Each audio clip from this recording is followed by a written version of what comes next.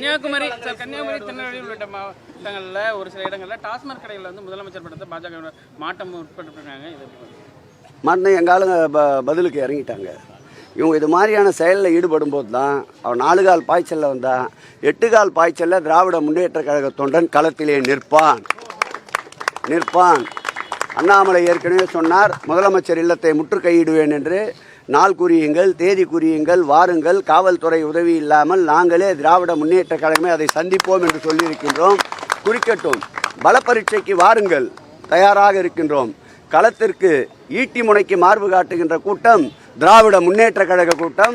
திராவிடத்தின் வரலாறு, திராவிட கட்சிகளின் வரலாறை முழுமையாக அறியாதவர் இப்படித்தான் மக்களையும் அவருடைய அப்பாவி தொண்டர்களையும் தூண்டிவிட்டு சட்டம் ஒழுங்கு கெடுவதற்குண்டான சூழலை ஏற்படுத்தி கொண்டிருக்கின்றார். அதற்கு மாண்புமிகு முதலமைச்சர் அவர்கள் வியூகங்களை வகுப்பதில் முன்னணியிலே இருக்கின்ற தீர்க்கதரிசி இதற்கு இடம் தர மாட்டார்.